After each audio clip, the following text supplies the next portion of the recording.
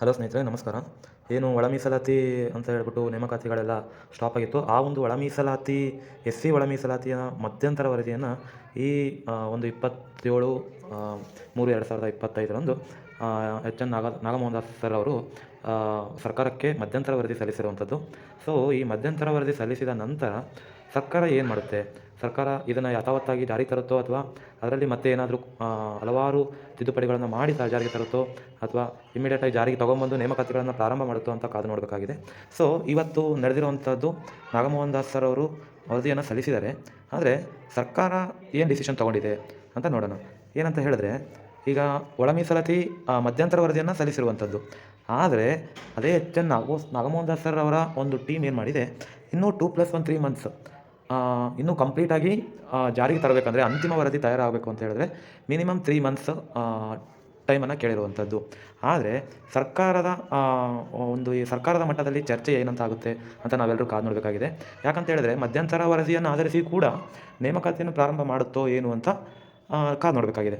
So ಇದರಿಂದ ಏನಾಗುತ್ತೆ ಅಂತ ಹೇಳಿದ್ರೆ, ಇನ್ ಕೇಸ್ ಅವರು ಮಧ್ಯಂತರ ವರದಿಯನ್ನು ಆಧರಿಸಿ ಏನಾದರೂ ನೇಮಕಾತಿಗಳನ್ನು ಪ್ರಾರಂಭ ಮಾಡ್ತು ಅಂತ ಹೇಳಿದ್ರೆ ನೇಮಕಾತಿಗಳು ಇಮ್ಮಿಡಿಯೇಟಾಗಿ ಪ್ರಾರಂಭ ಆಗುತ್ತೆ.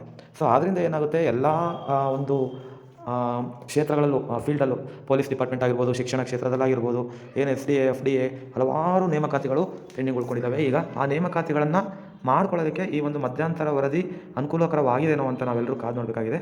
ಆದರೆ ಒಂದಂತೂ ಸ್ಪಷ್ಟಪಡಿಸೋಕ್ಕೆ ಇಷ್ಟಪಡ್ತೀನಿ, ನೇಮಕಾತಿಗಳಾಗಬೇಕು ಅಂತ ಹೇಳಿದ್ರೆ ಈ SC ಒಳ ಮೀಸಲಾತಿ ಕಂಪ್ಲೀಟ್ ಆಗೋವರೆಗೂ ಯಾವುದೇ ರೀತಿಯ ನೇಮಕಾತಿಗಳು ಆಗೋ ಹಾಗಿಲ್ಲ ಅಂತ ಒಂದು ಹತ್ರ ಎಲ್ಲೋ ಒಂದು ವಿಡಿಯೋ ತುಣುಕನ್ನು ಕಂಡಿದ್ದೀವಿ.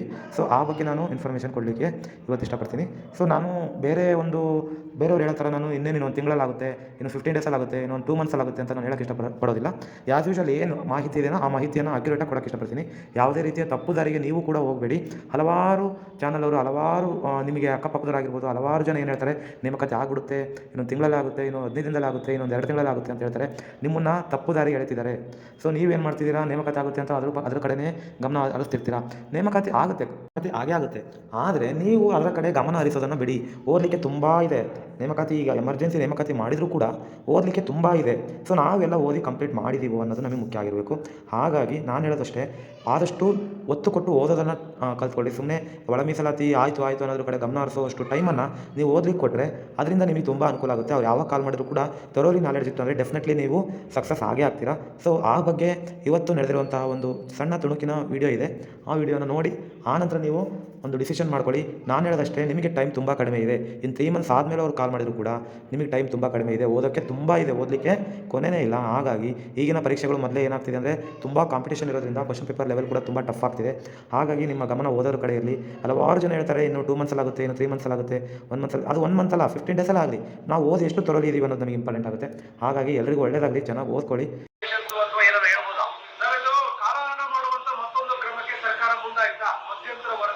ಇನ್ನಷ್ಟು ವಿಳಂಬ ಆಗುವಂತ ಸಾಧ್ಯತೆಗಳಿದೆ ಸರ್. ಅಂತಿಮವಾಗಿ ಬರಲಿಕ್ಕೆ ಈಗ ಆಗಸ್ಟ್ 1ನೇ ತಾರೀಕು ಒಳ ಮೀಸಲಾತಿ ಮಾಡುವಂತ ಅಧಿಕಾರ ರಾಜ್ಯ ಸರ್ಕಾರಗಳಿಗೆ ಸುಪ್ರೀಂ ಕೋರ್ಟ್ ಕೊಡ್ತು.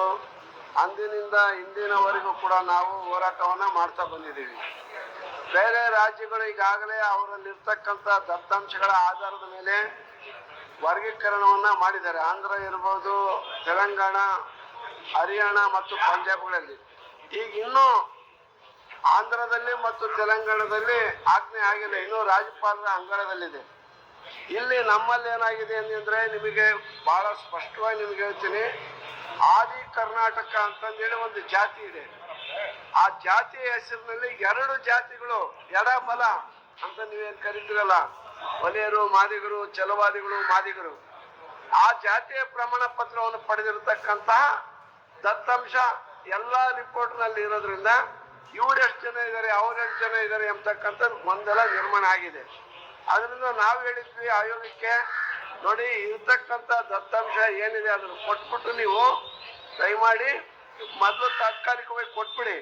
ಕೊಟ್ಟಾದ್ಮೇಲೆ ಬೇಕಾದ್ರೆ ನಿಖರವಾದಂತ ಒಂದು ಅಂಕಿ ಅಂಶಗಳನ್ನ ಜಾತಿಯ ಒಂದು ಜನಗಣತಿನೇ ನಡೆಸಿ ಪರಿಶಿಷ್ಟ ಜಾತಿಗಳ ಜಾತಿ ಗಣತಿ ಆಗ್ಬೇಕು.